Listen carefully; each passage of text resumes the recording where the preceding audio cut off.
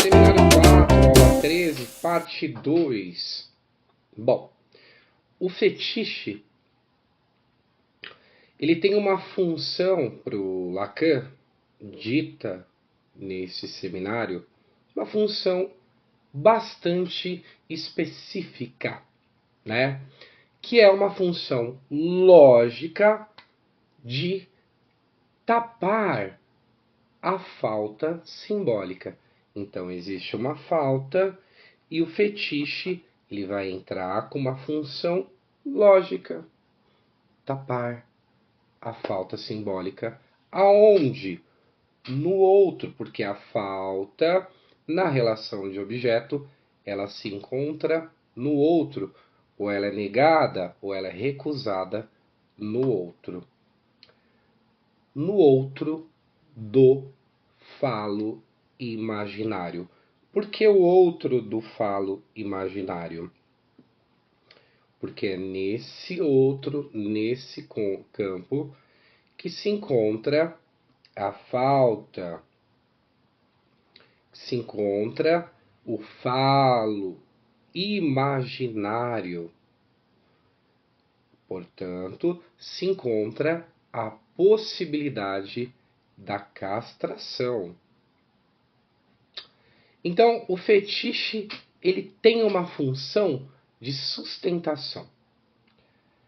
Ele vai sustentar a ilusão de que a mãe possui o falo. Essa mãe, se ela possui o falo, então ela não é castrada, porque a mãe castrada não tem esse falo. Portanto, por isso que essa percepção de que a mãe não tem o falo é a ideia de que a falta simbólica no outro do falo imaginário. Imaginário porque a mãe não tem esse falo. Logo ela é castrada. E aí o perverso, através do fetiche, então vai conseguir sustentar a ilusão de que a mãe possui esse falo, certo? Então o falo ele deixa de funcionar como o significante da falta, né? Ah, o falo tá lá na minha mãe. O falo falta na mãe. Se o falo dá falta na mãe, então o falo que falta da mãe funciona como um significante da falta. Na neurose, a ausência do falo vai funcionar como um significante da falta para a estruturação do desejo. Mas na neurose, na perversão, o significante da falta ele é tratado como um objeto real. Por que, que ele é tratado como objeto real? Se o significante da falta na neurose funciona como falo, né, ele estrutura o desejo, e na perversão não, então nessa sustentação da ilusão, o falo ele é manipulado.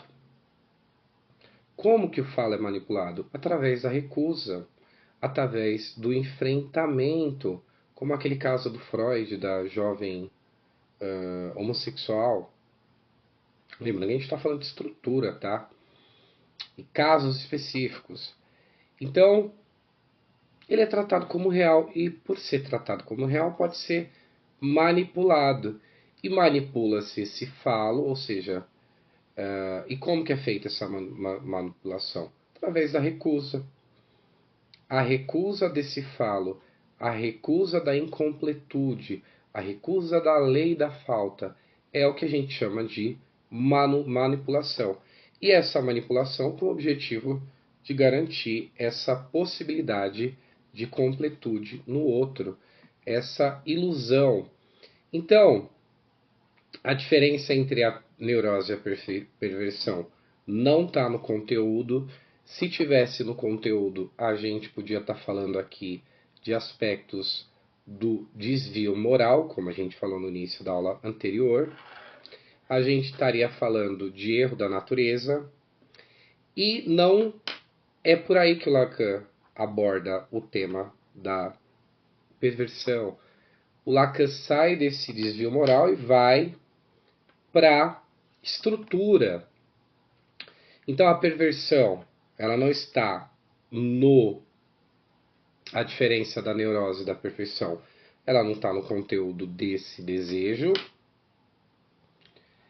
Ela está no estatuto, né, da castração. A castração é estatuto, né, que tem uma importância, que é uma importância estruturante, é uma operação que é realizada diante da percepção da falta. Portanto, é um estatuto. E então a diferença da neurose para a perversão, ela está nesse estatuto da castração, que é simbólica. Por um lado, a gente tem na neurose a aceitação, por outro, na perversão, nós temos a desautorização, que é o que a gente falou da manipulação desse falo, tratar esse falo como objeto real. Então nós temos essa manipulação, todo esse movimento para a sustentação da ilusão, que é a possibilidade de relacionar-se no campo do outro com a plenitude. Ou seja, nega-se a lei para poder manter a ilusão da plenitude. Recusa-se a lei, age de forma a enfrentar essa lei, desafiar, recusar, enfraquecer, entre outras coisas.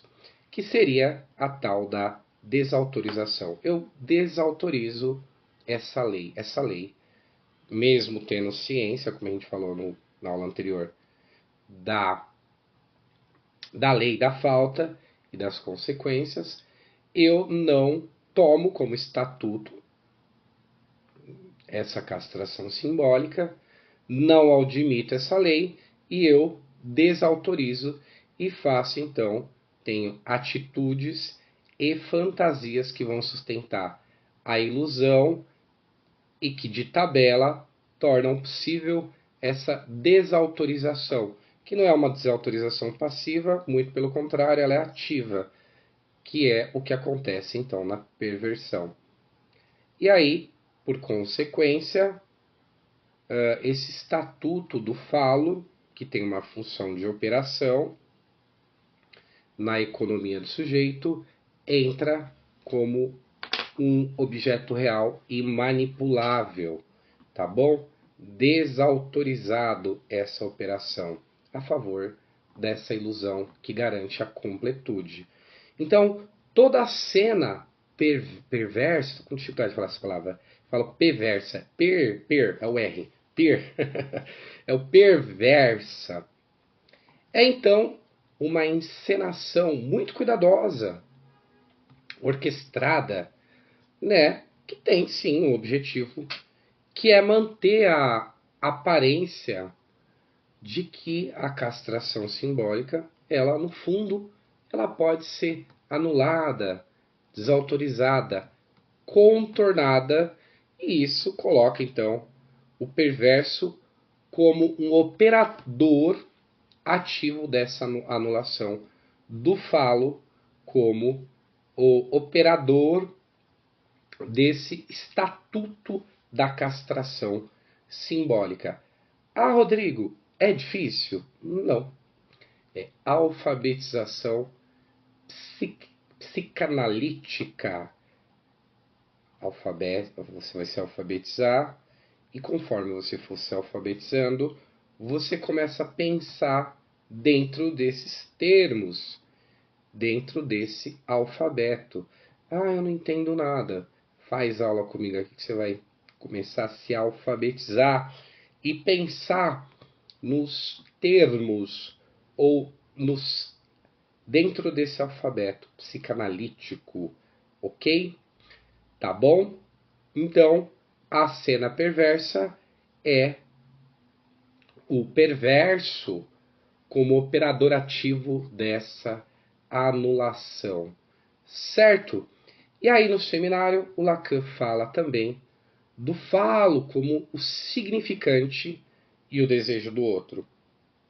O falo, que é exclusivamente simbólico, porque ele é um operador a serviço desse estatuto da castração simbólica. Então, ele é um significante da falta do outro, né? Ele se encontra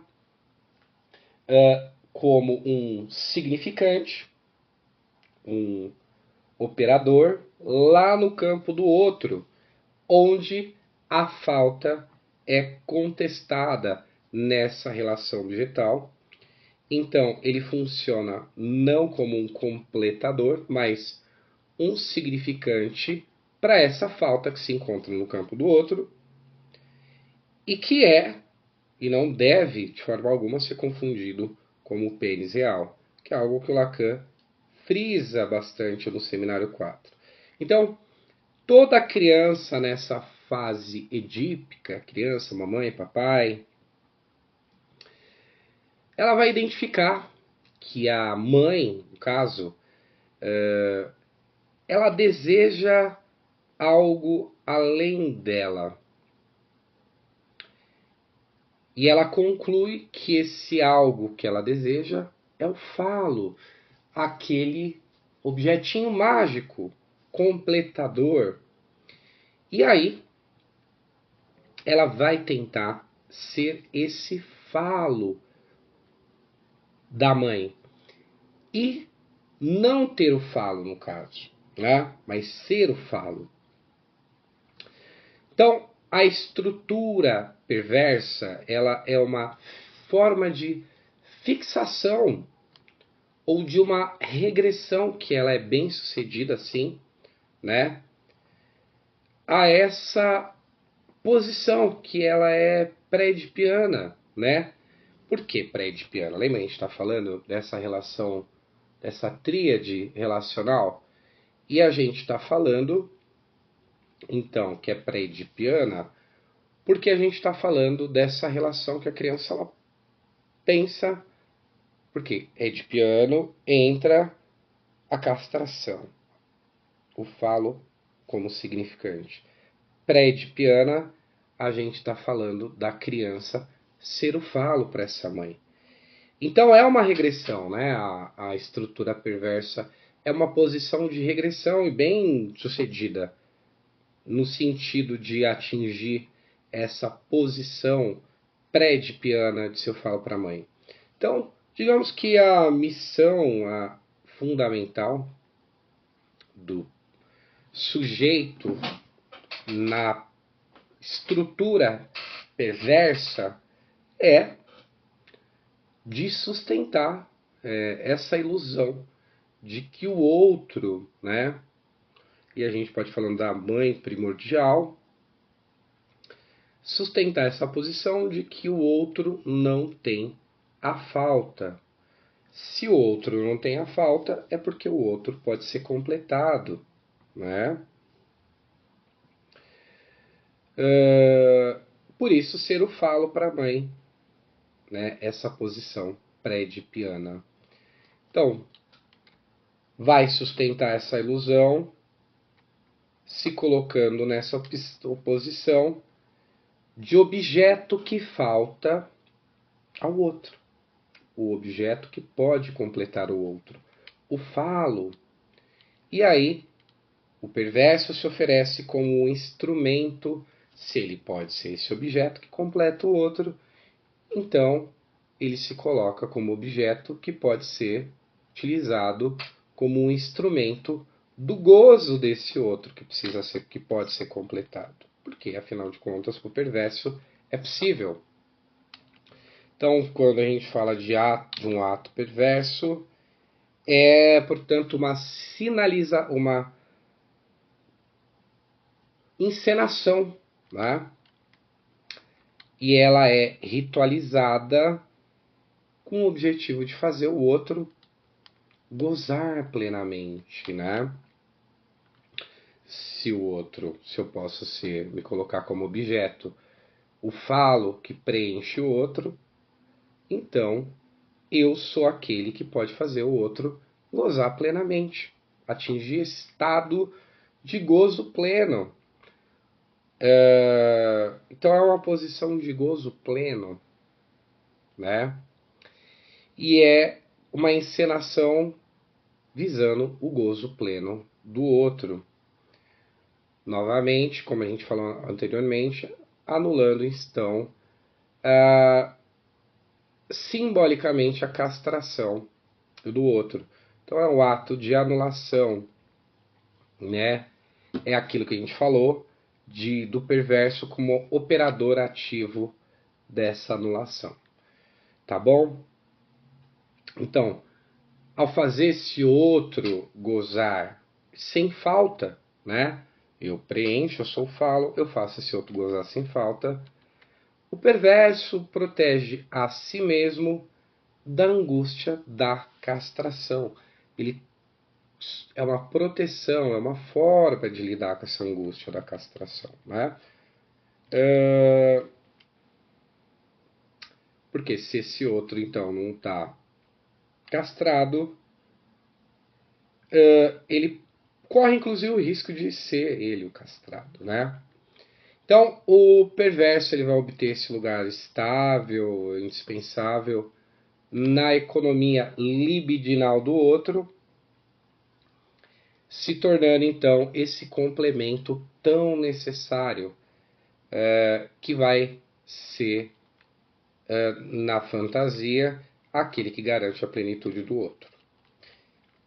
Então a perversão ela não é um desejo proibido que se realiza mais. Ele não é então esse desejo proibido que se realiza, como muitos acreditavam, que o Lacan fala isso, né?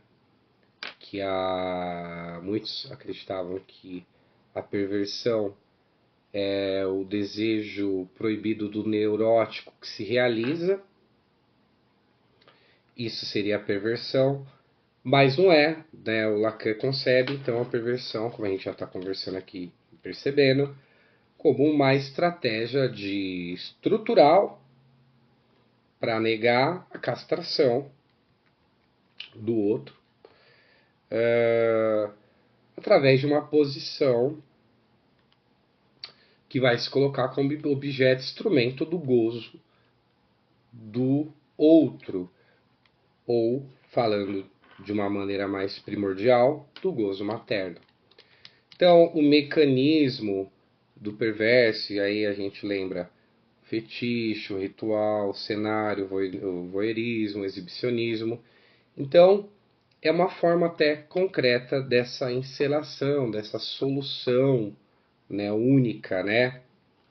É uma encenação, esse voyeurismo, esse ritual, esse fetiche, que diz eu sou aquilo que completa o que falta no outro e faz com que esse outro não tenha falta. É uma encenação que diz que é um lugar estável e indispensável na economia do outro, o complemento. Então, essa é a encenação, né? Fazer o outro gozar plenamente, mas essa encenação é para anular, então, simbolicamente a castração. O perverso como esse operador ativo dessa anulação do estatuto da castração simbólica. Tá certo? Então, todo esse mecanismo, essas coisas, em termos concretos, essa solução que se dá para anular, então, esse operador ativo, se colocar como um operador ativo da anulação, da castração do outro. Essa é a posição. Tá certo? E aí o Lacan vai falar sobre e a gente também sobre os mecanismos da estrutura perversa. E aí a gente vai falar na próxima aula. A gente ainda vai falar da lógica da pulsão escópica, da estrutura do fantasma, o artício e a sublimação. Tem uma caminhadinha ainda para a gente fazer no seminário 4. Vamos então para a próxima aula, o mecanismo da estrutura perversa. Um abraço, até lá, tchau!